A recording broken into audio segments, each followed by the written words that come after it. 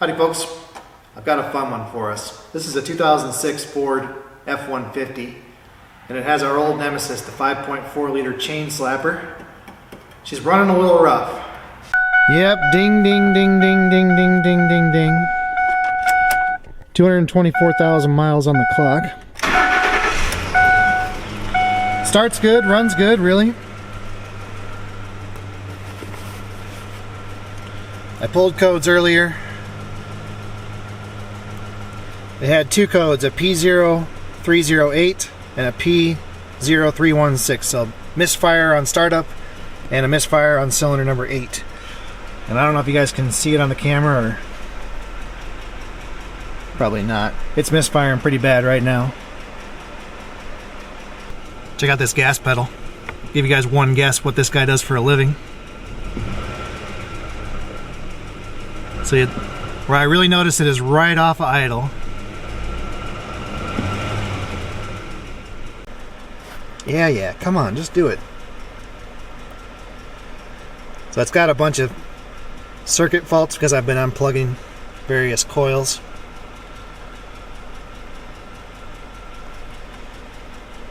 Yeah, so that's not going to help us very much. It's pretty much all concentrated to cylinder number 8. So it has 4 counts current, 13 counts from the last cycle. And if we rev it up, it'll probably go up.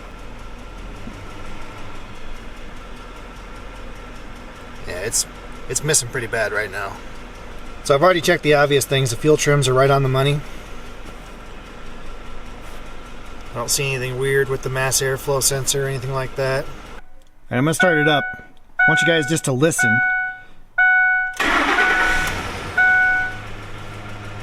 So you notice that we did not hear a timing chain slap on startup. It sounded really good. But now we have this ticking sound. Just consistent ticking. Now I checked the variable valve timing data. It seems like it's working fine. But that tick, the tick concerns me. So usually if it's a cam phaser, you get the ticking sound at idle, and then as soon as you hit the gas and the VVT kicks in, or the variable valve timing kicks in, the tick goes away. So watch the timing advance while I hit the accelerator here.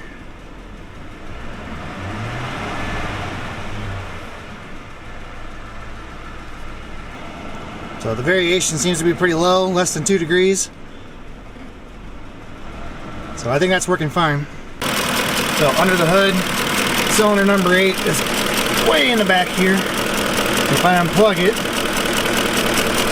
you'll hear it does still contribute. It's making a difference. It shakes a lot worse when it's unplugged.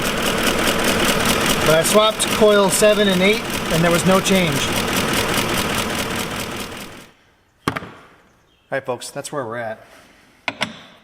Customer told me if you drive it between 40 and 50 miles per hour, it has a hesitation. But if you put your foot down, you can power right through it. But you don't need to drive it to know it's got some kind of a misfire issue. And the way that it misfires right off of idle, it kind of feels like a secondary ignition problem. But I swapped coil 7 and 8 and it made no difference. I also did some testing, unplugging the coils on cylinder number 1 and cylinder number 3. Because with these 5.4 liters, they have such a problem with the timing chain stretching that you can't trust the misfire counters. They'll get confused and it'll misinterpret a misfire from the cylinder ahead or the cylinder after it. And yeah, you just can't trust it. Ivan from Pine Hollow Auto Diagnostics, he has a really good video about that. It's one of those Staten Island Express deals.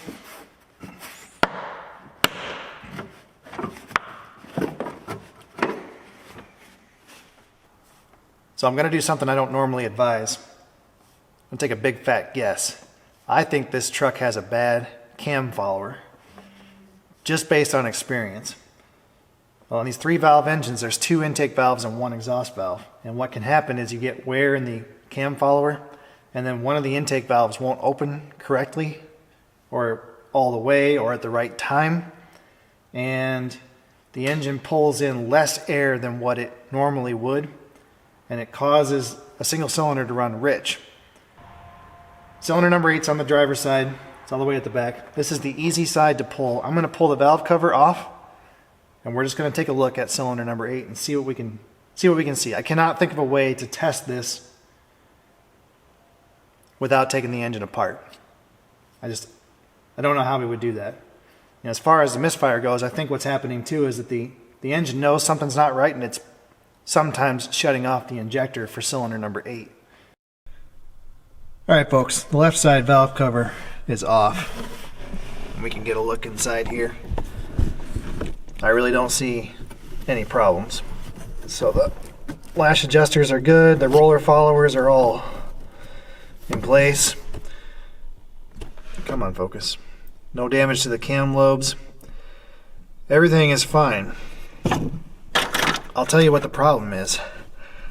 I forgot the cardinal rule of being a mechanic. Trust no one. When the customer dropped this truck off, he told me that he recently had the spark plugs replaced by a high school auto shop class. And he felt that they did a good job because their instructor was a former Ford Master Tech. But I beg to differ. This is a spark plug socket. Yeah, it is loose. Come on, focus.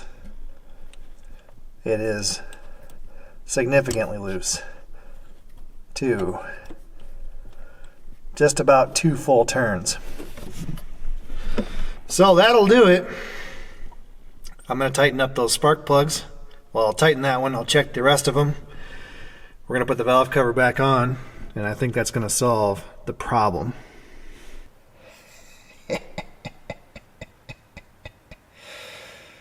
Oh boy. Does anybody see a problem here? Anybody? Is there perhaps a critical component of the spark plug that's completely missing, like the electrode hoop that should be welded on either side? That's right, folks. This is the number 8 spark plug, the one that was loose. This is what I found when I pulled it out. So there should be a strip of metal here that makes a loop all the way around, and it's welded on either side. And she broke off. And I have no idea where it is. It's not in the cylinder. I poked around with a borescope. It has already passed on. So, yeah, I don't see any compression problems. I guess it must have exited through the exhaust valves or exhaust valve, or it completely burned up. I don't know. But once again, trust no one. The customer told me he replaced these spark plugs 24,000 miles ago. Doesn't look too crusty, but yeah, that's a problem. And what's really crazy, this spark plug works. That cylinder fires most of the time. So I don't know if it's jumping over to the cylinder head or where it's making its contact, but yeah, most of the time this works just fine. In fact, you really only notice it when you're driving it, when you tip into the throttle, about 40 miles an hour. So, yeah. That's crazy. Anyway, we're going to replace the plug, and we're going to move on. That's the coil and boot from the number 8 cylinder. I don't see any problems with it. He told me he did replace this one time. I wonder if it was because of the same issue. I would expect it to be all melted on the end here. Why so sad, pup? It's not lunchtime yet.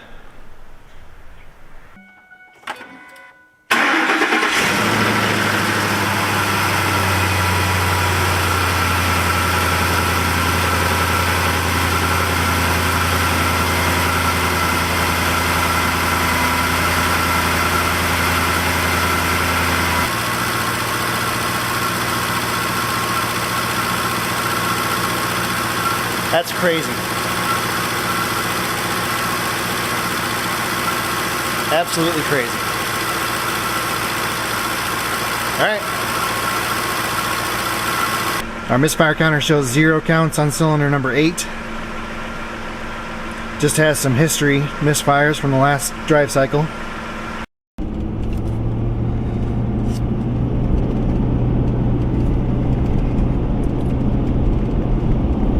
Alright folks, I think we are good. This truck runs like $1,000,000. Good power, good acceleration. You don't have that fish bite feel. There's 40 miles an hour. Yeah, there's nothing wrong. So cool, we got off pretty easy. Alright folks, that was a fun one. And it's my fault because I forgot the cardinal rule. Trust no one. It doesn't matter if the customer tells you that the spark plugs were changed 24,000 miles ago. It doesn't matter if there's an audible ticking sound from the engine. What matters is that this truck had the classic symptoms, come on, of a secondary ignition misfire. And I missed the forest for the trees. I really did.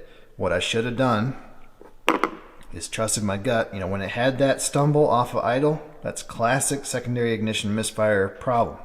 I should have come over and grabbed the Pico, and we should have used something like this paddle cop probe here, or this is a jumper wire that allows you to hook up the coil on plug to the spark plug and then use a regular capacitive probe like this to check secondary ignition. We should have been able to see this problem on the scope. And actually, the way that I found the spark plug problem was pretty much by accident. When we didn't find a cam follower that was bad or any issues with the valve train, I was going to do a leak down test. And I put the socket on the spark plug, and wouldn't you know it, it was loose. So yeah, that was fun. I don't know. I mean, did the spark plug coming loose cause the electrode to burn off? I'm not sure. I don't think I've ever seen this happen before. I mean, I've certainly never seen it happen before when it was still firing. This truck ran fine most of the time. It's just totally bizarre. Anyway, doesn't matter. We got there in the end. We did not need to pull the valve cover off. I mean, luckily that was the easy side. Anyway, yeah, we learned a lesson, I think. Thanks guys for watching, and I'll see you next time. That's not true. They saw my sister. Isn't that I want to see that. like seeing me when you see my sister? Alright, you gotta move though, because the sun, don't get my forehead. It's super shiny in all my pictures lately. exposure. I'm overexposed. Overexposed. I can't see Bye. it so tight. Alright, lady. We made a mistake. You didn't include my footage in with the sister video so people couldn't compare the two of us? No, someone ordered 2 shirts and they only received 1. Did their order go through correctly? I don't know. I want to see. I will gladly look into it. I Make a am photo of me. one human being Yeah. finishing up grad school, finishing up a school year, and trying to raise a 4-year-old. Yeah, everyone needs to be nice to the missus, because without her, there would be no t-shirts. Yeah. Because I would certainly never get it done. Yeah. Ever. Just be glad you got it. You got it like within a week. That's pretty good. Yeah. All right, I'll go look into it after my nap. Okay, sounds good.